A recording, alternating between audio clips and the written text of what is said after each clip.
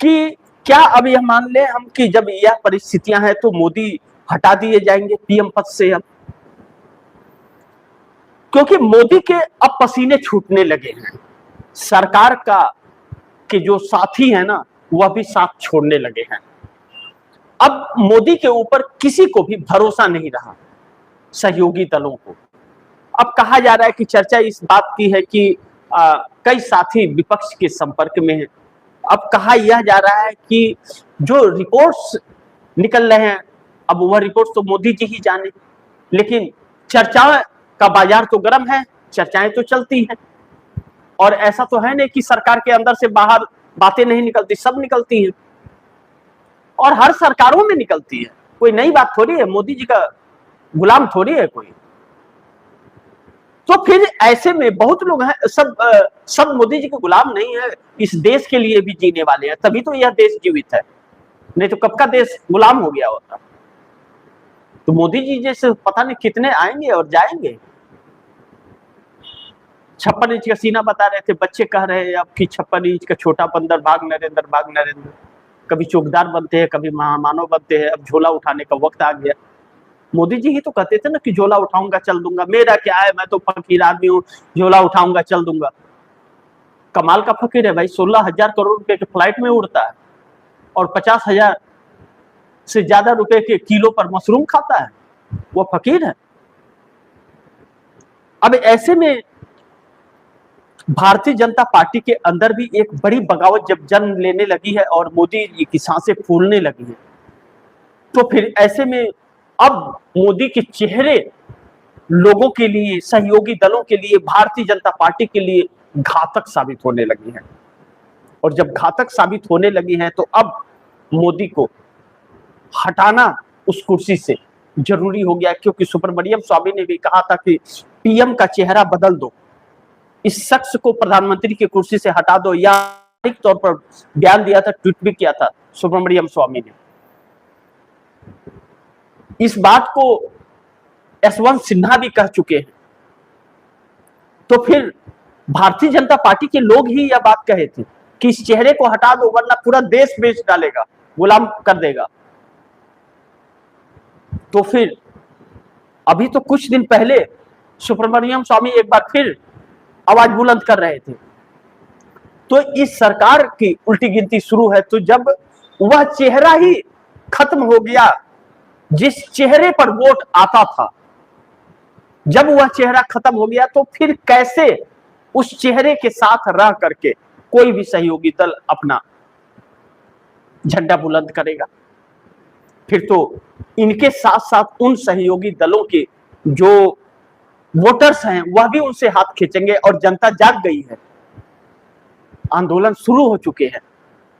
जो मोदी सोच रहे थे कि कानून बना देंगे कि 3 महीने पहले आपको परमिशन लेना पड़ेगा, कोई अगर धरना प्रदर्शन करना है तो आपको बताना पड़ेगा कि महाराज जी हमें परमिशन दीजिए, आपके खिलाफ हमको धरना प्रदर्शन करना है, तो वह परमिशन देंगे कि चलिए 3 महीना बाद हमारे खिलाफ आप धरना प्रदर्शन कीजिएगा।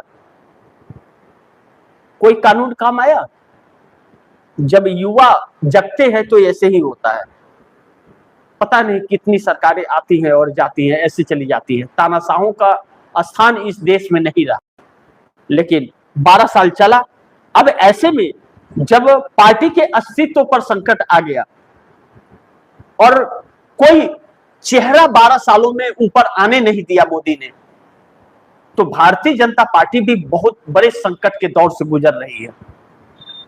अब इस चेहरे को ढोने के लिए तैयार नहीं है, तो सुगबुगाहटें तेज हो गई हैं कि हटा दिया जाए मोदी को अब पीएम की कुर्सी से। और ऐसा हो रहा है। अगर हो जाता है तो मोदी के लिए इससे बड़ा संकट कुछ भी नहीं हो सकता, क्योंकि मोदी के साथ तो अपने साथी भी अब छोड़ने लगे हैं। मोदी अभी तो ईरान और अमेरिका के बीच युद्ध चल रहा था तो सऊदी अरब जाकर के मिल के आए थे, कहां कहां जा रहे थे, मिलजुल रहे थे, इजराइल को हथियार सप्लाई कर रहे थे। अब क्या हुआ? सबने साथ छोड़ना शुरू कर दिया। तो फिर ऐसे में चंद्रबाबू नायडू, कहा जा रहा है, चर्चा इस बात की है कि राहुल गांधी के संपर्क में हैं और कई एनडीए के साथी इंडिया गठबंधन के संपर्क में हैं।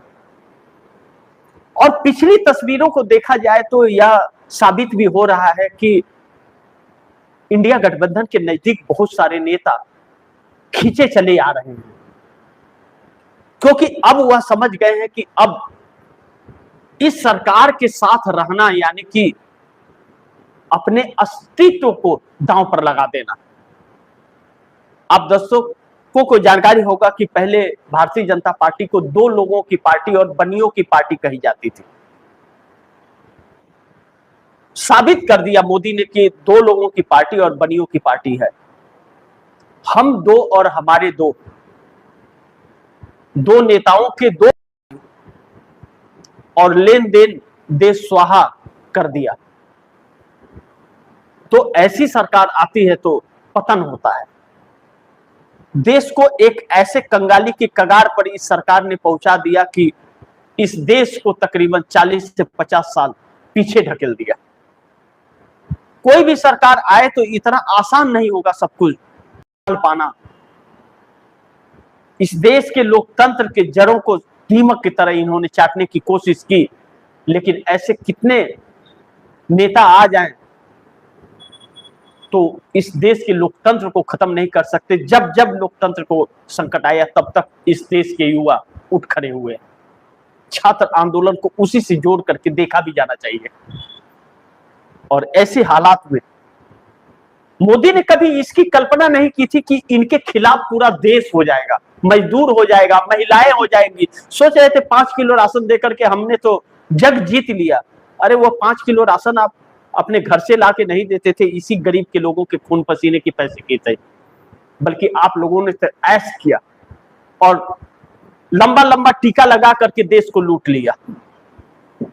राम के नाम पर राम को ही लूट लिया और देशभक्ति के नाम पर देश को लूट लिया। बचा ही क्या? अब इस देश का एक सम्मान बचा था वह भी आपने बेच दिया, अमेरिका के हाथ गुलाम बना दिया। तब इस देश के युवा को उठना पड़ा। राहुल गांधी ने कहा था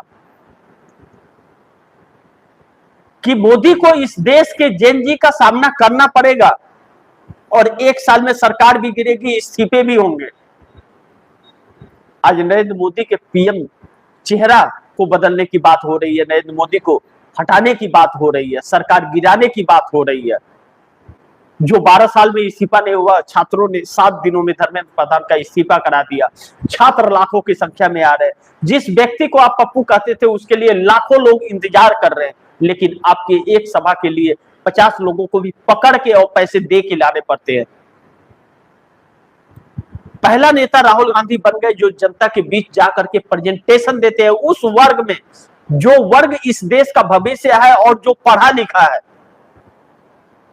रील बनाने से देश नहीं चलता, संवाद से देश चलता है, लेकिन मोदी ने तो रील कर दिया। और मेटा जैसे पर बैन लगाने चले थे, माफी मंगवा रहे थे। अरे माफी आपसे मांगा कौन कि आप माफ कर रहे थे बच्चों को?